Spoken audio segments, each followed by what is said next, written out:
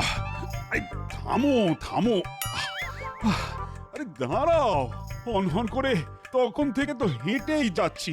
আহ, এবার এবার একটু দাঁড়িয়ে জিরিয়ে নি। বেশ, তাহলে না হয় একটু থমকে থেমেই চলুন। আসলে ব্যাপারটা হচ্ছে কি, যত তাড়াতাড়ি যাবেন তত তাড়াতাড়ি খাবেন। আহ, খাবার সঙ্গে যাবার ব্যাপারটা তুমি কি করে জুড়ে দিচ্ছ বলো তো?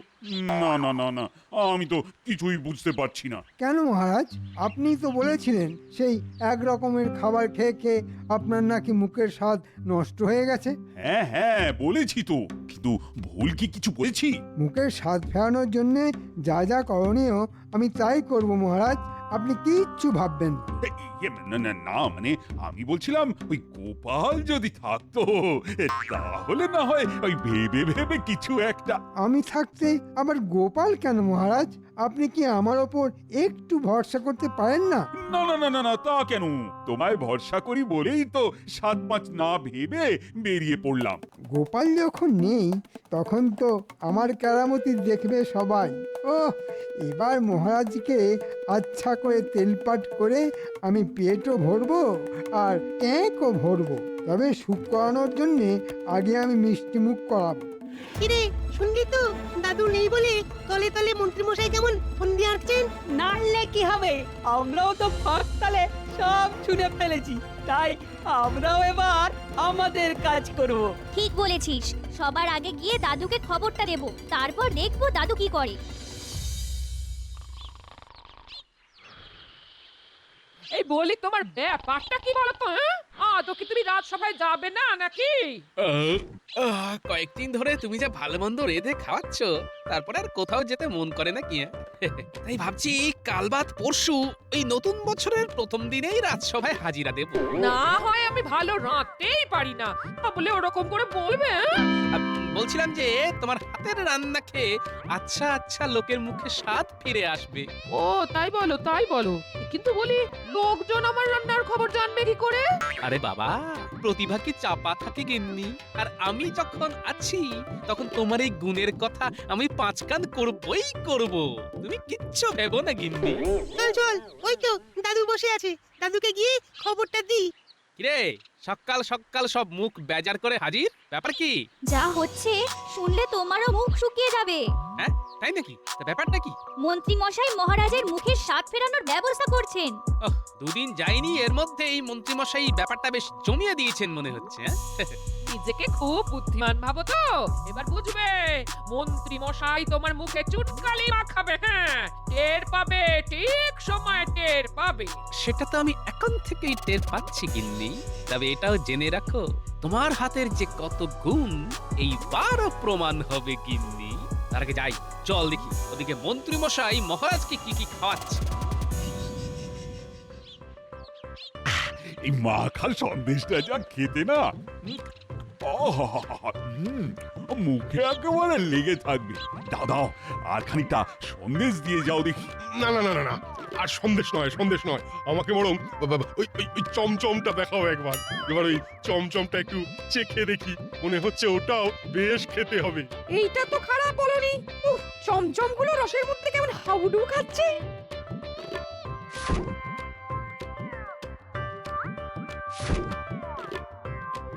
কি দারুণ খেতে, মনে হচ্ছে গামলা শুদ্ধ চমচম একাই পাঠাই পেটে।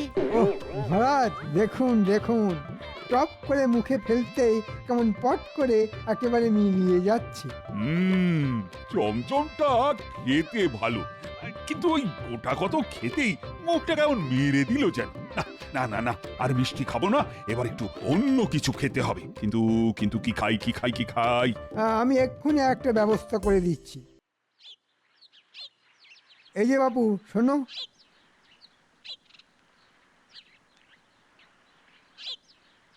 কি ফল আছে তোমার ঝুড়িতে দেখি? ওহ, আজ আবার মন্ত্রী মশাইয়ে খপ্পরে পড়লাম। আজ আমার বেচা কেনা হলে হয়।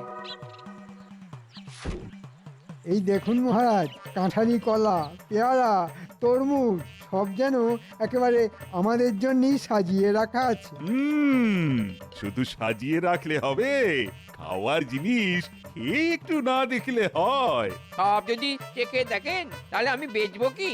সে কি কথা, মহারাজের সামনে বেচা কেনা? যাও যাও, পালাও এখান থেকে, পরে এসে আমার কাছে হিসেব বুঝে নেবে। যা ভেবেছিলাম হয়ে গেল আজকের মতন বেচা কিনা।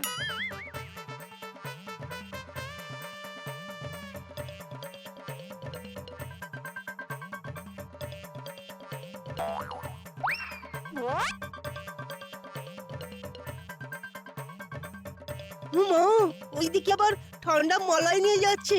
এবার একটু মালাই খেলে হতো না? কি বলো ভাই? মন্দ কি, আমার মনটাও না কেমন মালাই মালাই করছে। না না, মনকে মোটেও দমন করা উচিত নয়। এই যে চাঁদ, মহারাজকে না খাইয়ে ওরকম লুকিয়ে লুকিয়ে চলে গেলে হবে? দেখি দেখি, ঠান্ডা মালাই ভাঁড় কতক দাও দেখি। এই গরমে ঠান্ডা খেতে যা লাগবে না। যতই লুকিয়ে লুকিয়ে যাই না কেন, এর নজর ঠিক পড়বেই। আজ যে আবার কপালে কি আছে?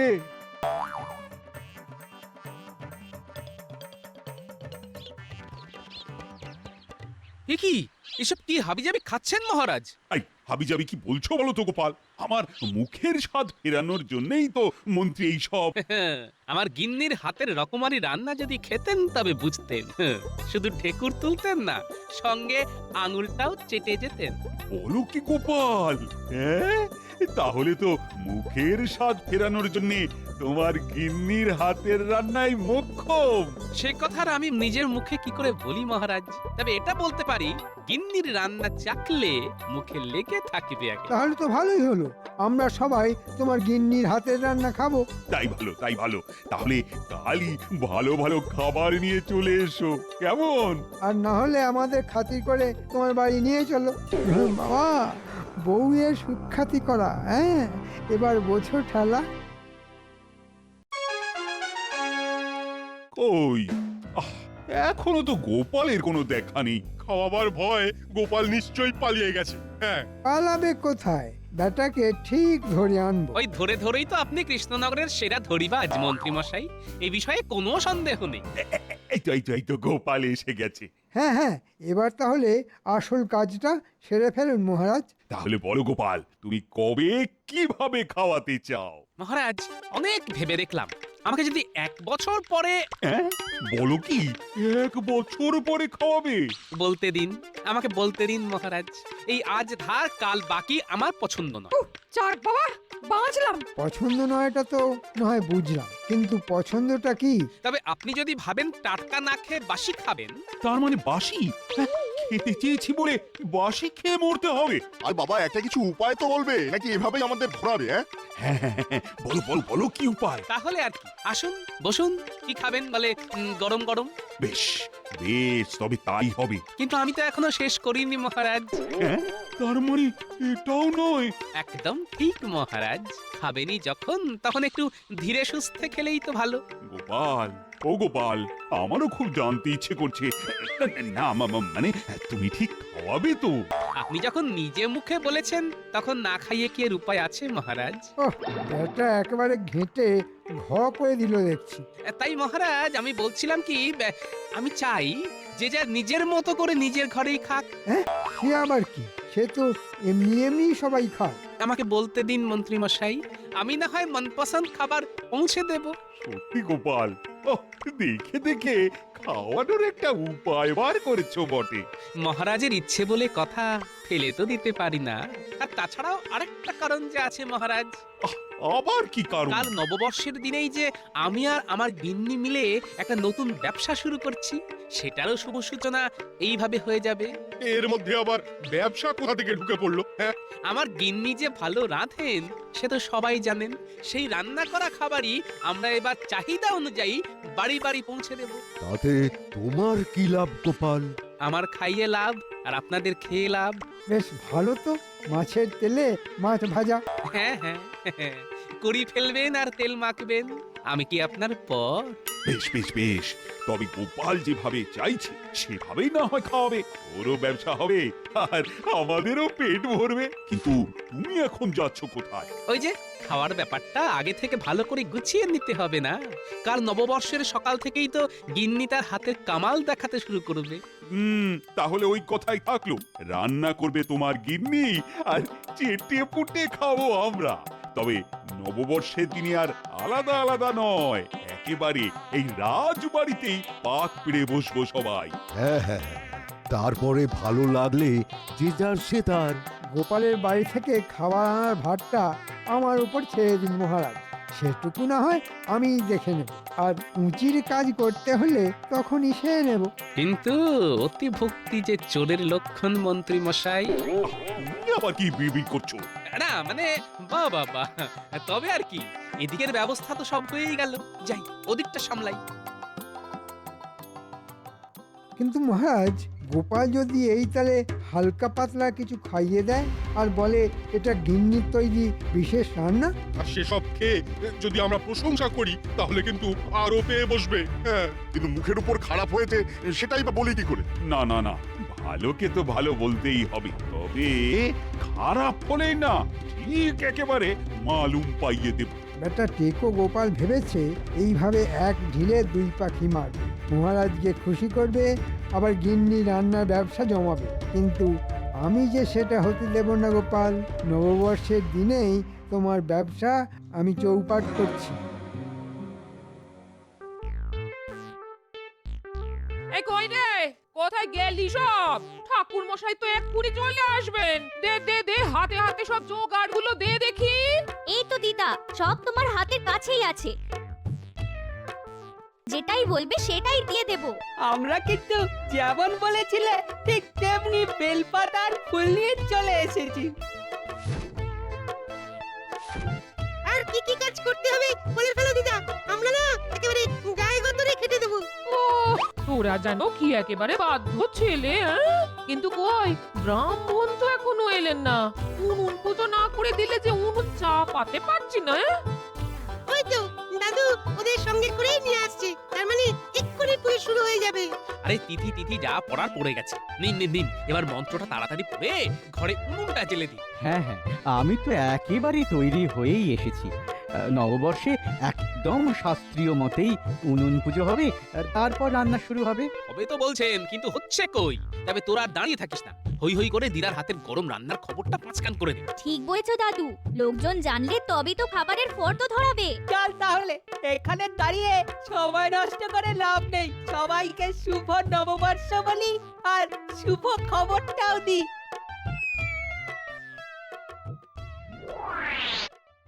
ব্যাপার কি বলতো, মন্ত্রী মশাই এমন জরুরি তলব করলো কেন? কেন বাবা, বুঝতে পারছিস না? মনে হচ্ছে হাতে কাজ আসছে। আমার তো আবার কদিন ধরে ডান হাতটা খুব চুলকচ্ছে। হ্যাঁ রে, এই খাওয়া দাওয়ার ব্যাপার নয় তো? বলিস কি? হ্যাঁ, তাহলে তো হাতেও আসবে আবার পাতেও আসবে মনে হচ্ছে। ওই তো মন্ত্রী মশাই দাঁড়িয়ে আছে। চল চল, হাঁড়ির খবরটা নিয়ে নি চল। শুভ নববর্ষ মন্ত্রী মশাই। ওহ, এসেছিস তোরা? এতক্ষণে তাহলে সময় হলো তোদের? এদিকে দাঁড়িয়ে থেকে থেকে যে আমার হাড়ে দুব্ব ঘাস গজিয়ে গেল সেটা বোধহয় বুঝতে পারিস না। এইবার যখন আমরা এসে পড়েছি তখন আর চিন্তা নেই, ঘাস আমরা তুলেই ছাড়বো। সেটা তো করবই, আর কি করতে হবে সেটাও বলুন। বাজে কথা ছেড়ে কাজের কথা শোন, তবে কথাটা পাঁচ কান করা যাবে না। আয় এদিকে শোন। চিন্তা করবেন না মন্ত্রী মশাই, কাজ হয়ে যাবে। বেশ বেশ, তবে আর দেরি করিস না, যেমন বললাম তেমন করে ফেল, আর কোনো চিন্তা নেই। ওরা যখন দায়িত্ব নিয়েছে তখন আমার কাজ হয়ে যাবে। এই তালে এবার এমন কিছু হবে যাতে গোপাল ফেঁসে যাবে।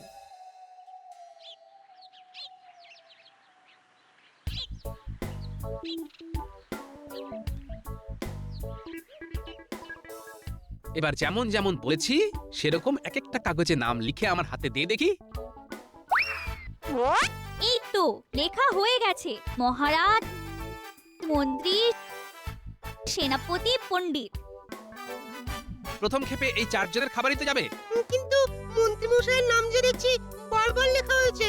হ্যাঁ হ্যাঁ, লিখেছিস যখন তখন নিশ্চয়ই কোনো কারণ আছে। নে এবার ঝুড়ির মধ্যে খাবারের হাঁড়িগুলো বসিয়ে ঝুড়ির গায়ে নামগুলো আটকে দে।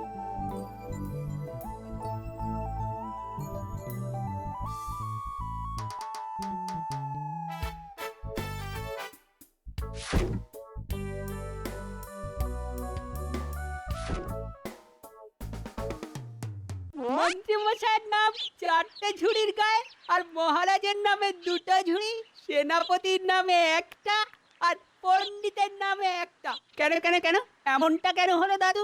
এখনো তো সবটা হয়নি। দেখি দেখি দেখি, এবার মহারাজের 2টো আর সেনাপতি আর পণ্ডিতের নাম লেখা ঝুড়ির ঢাকনা খুলে ঢাকনার তলায় লিখে ফেলি মন্ত্রীর নাম। হ্যাঁ ব্যাস, আর মন্ত্রীর নাম লেখা ঝুড়ির ঢাকনা খুলি খুলি খুলি এই ঢাকনার নিচে লিখি মহারাজ, সেনাপতি আর পণ্ডিতের নাম। ব্যাস। এই কি তখন থেকে তুমি এটা থেকে সেটা আর সেটা থেকে এটা করে কি গজঘণ্টা করছো বলো তো? আমার মাথায় তো কিছুই ঢুকছে না। কথাতেই তো আছে গিন্নি, সাবধানের মার নেই। তাই আমিও একেবারে পাকা ব্যবস্থা করে রাখলাম।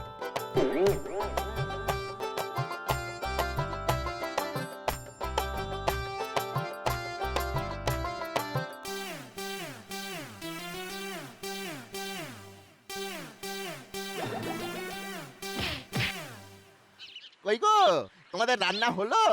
আমরা যে সবার জন্য ওই খাবার নিতে চলে এলাম গো। এই তো একেবারে সব সাজিয়ে গুছিয়ে রেখেছি, তোমরা নাও আর গাড়িতে তোলো। বাকি খাবার না হয় আমি আরেকটা গাড়িতে করে নিয়ে যাচ্ছি।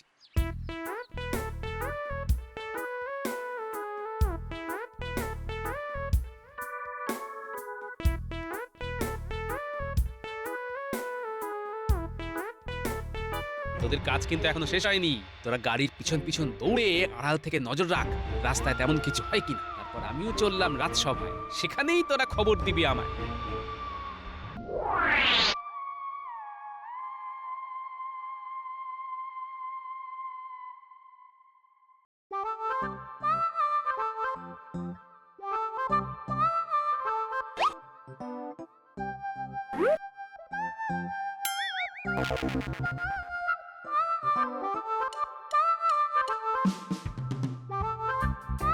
আহ আহ আহ, নববর্ষের দিনে মনটা একেবারে ভরে গেল। বেশ সুন্দর একটা গন্ধ পাচ্ছি যেন। আপনার তো শুধু নাকে গন্ধ, আমার তো আবার জিভেও জল চলে এলো।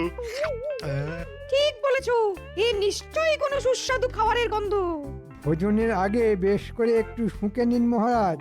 ওই যে বলে না, ঘ্রাণে ন অর্ধ ভোজন, তারপরে মুখে দিলেই বুঝবেন কি জিনিস নিয়ে এলাম। আরে শুকে শুকে আমার নাক তো 3 ইঞ্চি লম্বা হয়ে গেল। কিন্তু গোপাল কোথায়? সে না এলে যে শুরুই করা যাচ্ছে না।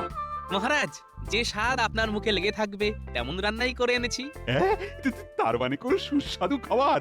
দাও দাও দাও দাও, দেখি একটু চেখে দেখি।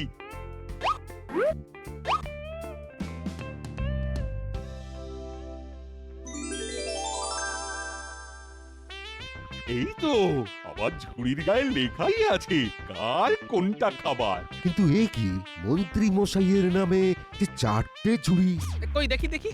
হ্যাঁ হ্যাঁ হ্যাঁ, মন্ত্রী মশাইয়ের স্বাদের সঙ্গে স্বাস্থ্য ফেরানোর জন্য আমার গিন্নি বিশেষ ব্যঞ্জন পাঠিয়েছে। কিন্তু বাচ্চারা যে একটা গন্ডগোল করে ফেলেছে মহারাজ। আবার কিসের গন্ডগোল? কার কোনটা খাবার সেটা তো আমি ঝুড়ির ঢাকনার তলায় লিখে রেখেছিলাম, ওরা আবার নিজের নিজের মনে নাম লিখে ঝুড়ির গায়ে আটকে দিয়েছে। ওই যে মরেছে, আমার সব পরিকল্পনা গোপাল ঘেঁটে ঘ করে দিল।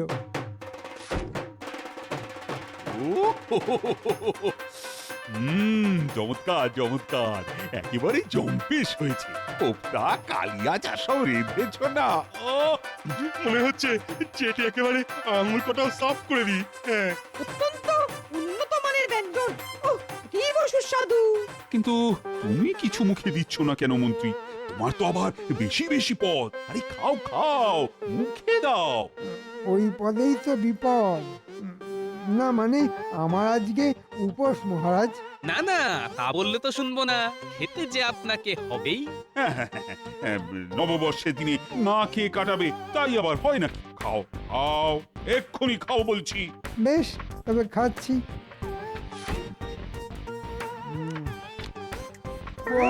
ওরে বাবা রে, ওরে বাবা রে, কি ঝাল! ওরে গেলাম রে। ও নুনে মুখটা পুড়ে গেল একেবারে। না না, এটা তো টকে একেবারে ভর্তি। উয়াক! উয়াক! উয়াক!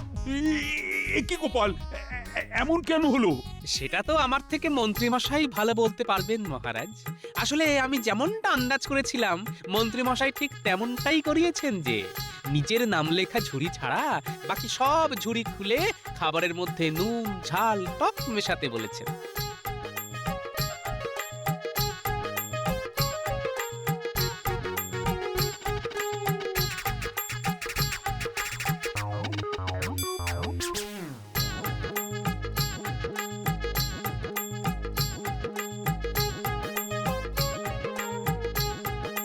বাচ্চারাও সব নজর করে আমাকে সে খবর পৌঁছে দিয়েছে। ও, তার মানে মন্ত্রী তোমার পেটে পেটে এই ফন্দি ছিল?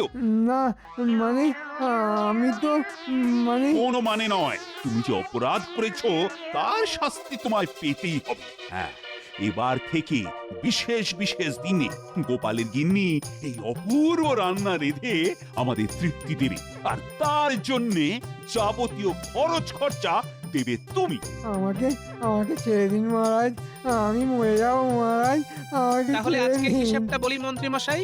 বেশি নয়, ওই 1525 স্বর্ণ। ওরে বাবা রে, বাঁচা বাঁচা বাঁচা রে বাবা, বাঁচা। যে গেছে সে যাক, বাকিরা না হয় চেটে পুটে খান। এবার জমিয়ে হোক নববর্ষের খানা পিনা। শুভ নববর্ষ।